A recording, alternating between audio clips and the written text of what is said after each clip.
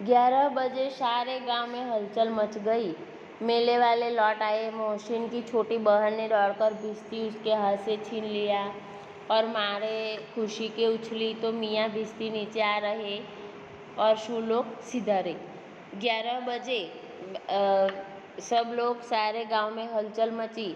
सब लोग वो ईदगाह गए थे। वो ईदगाह से लौटकर घर आ चुके थे। मेले वाले लौट आए। मोहसिन की छोटी बहन थी, तो मोहसिन ने जो भिश्ती खरीदा था वो देखकर वो बहुत खुश हो गए और उसके हाथ से उसने झपट लिया। तो वो भिश्ती ले लिया।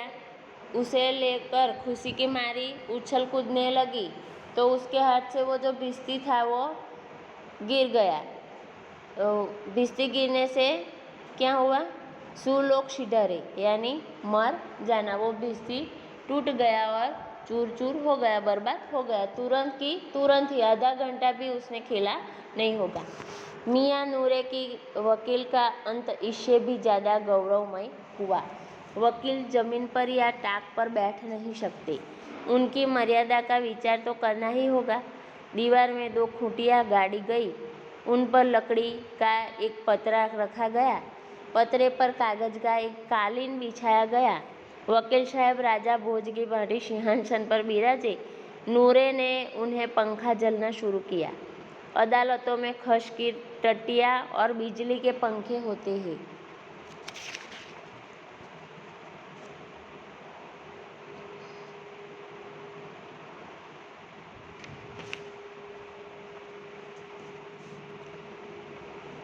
क्या यहाँ मामूली पंखा भी न हो? बांस का पंखा आया और नूरे हवा करने लगा। मालूम नहीं पंखे की हवा से या पंखे की चोट से वकील साहब स्वर्गलोक से मृत्युलोक में आ रहे और उनका माटी का चोला माटी में मिल गया। फिर बड़े जोर शोर से मातम हुआ और वकील साहब की अस्थियां घूरे पर डाल दी गई। वो उसका भिश्ती तो आते ही उसकी बहन उछल कूदने लगी, तो वो हद से गिर जाने से वो चूर चूर हो गया। दूसरा मियाँ नूरे ने जो वकील का, उसका तो गौरवमयी अंत था। वकील मियाँ नूरे के वकील का तो अंत गौरवमयी था, यानी वो कैसे पटक गया कि वकील तो नीचे बैठ नहीं सकते ज़मीन पे, तो उसके लिए दीवार में 2 खूंटियाँ कर दी गई। उसके ऊपर वो पतरा जैसा लगाया, उसके ऊपर बिठाया। उसे पंखे होते हैं तो वो उन लोगों ने उसे बांस का मामूली पंखा लगाया और पता नहीं पंखे की हवा से या उसका हाथ लगने से वो गिर गया और उसका भी अंत हो गया। वो उसका वकील भी चूर चूर हो गया और उसकी अस्थियां घूरे पर डाल दी गई। अब मियाँ हामिद का हाल सुनिए। अमीना उसकी आवाज़ सुनते ही दौड़ी और उसके गोद में उठाकर प्यार करने लगी। सहसा उसके हाथ में चिमटा देखकर वह चौंकी। बोली, यह चिमटा कहाँ से लाया? वो जो हामिद के फ्रेंड थे, मित्र थे, साथिया थे, तो वो सब लोगों ने कुछ न कुछ खरीदा था। वो घर आते ही उसने आधा घंटा या पूरा 1 घंटा भी नहीं खेला कि वो टूटकर चूर चूर हो गए। लेकिन अब हामिद का खेल देखो। तो हामिद तो घर आया, उसने वो चिमटा लाया था, तो वो जाके उनकी दादी माँ के गोद में बैठ जाता है और वो चिमटा देखकर चौंकी। सहसा यानी अचानक वो चिमटा देखकर चौंकी कि ये कहाँ से लाया? मैंने मोल लिया है कि पैसे में। 3 पैसे दिए?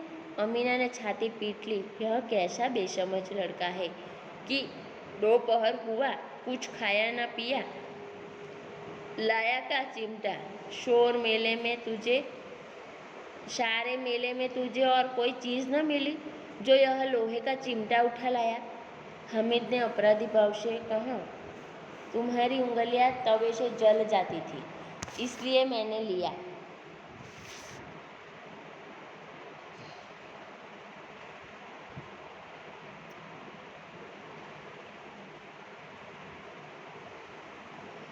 हामिद ने चिमटा लाया तो वो सोचने लगे कि तेरे पास इतने पैसे कहाँ से आए।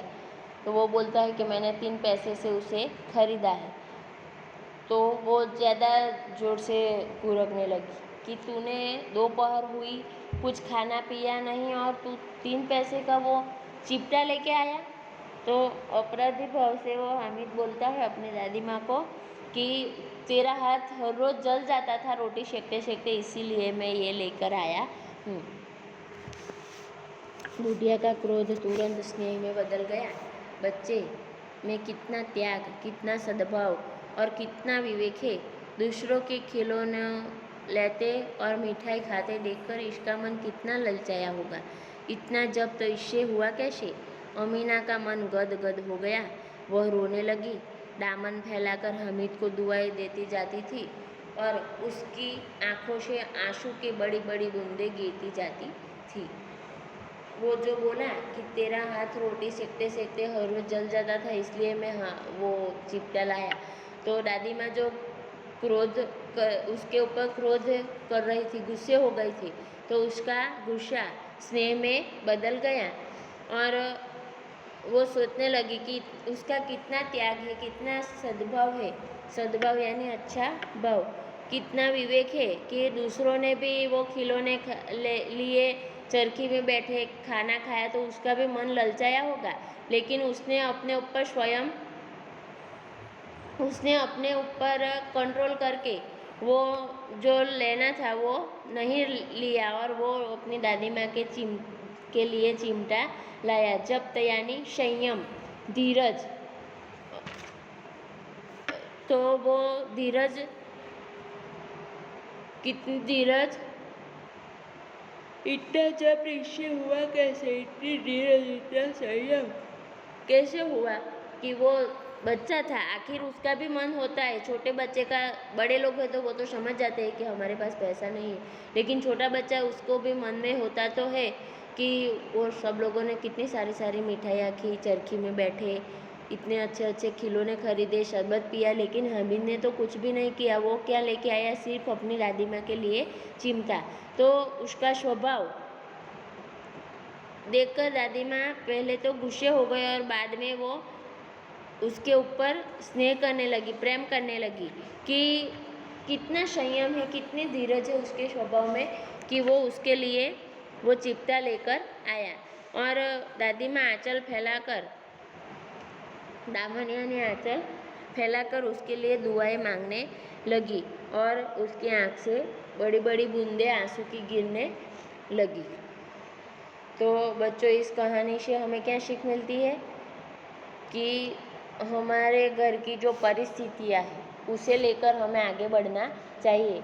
किसी का बड़ा वाला बंगला देखकर हमारी झोपड़ी नहीं हम उजाड़ सकते। हमें किसी भी काम, हमें सब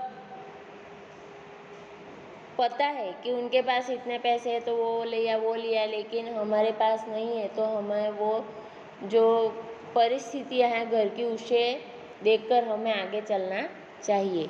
बच्चों, यहाँ हमारा ईदगाह पाठ पूर्ण होता है, उसका मैं PDF भेज देती हूँ।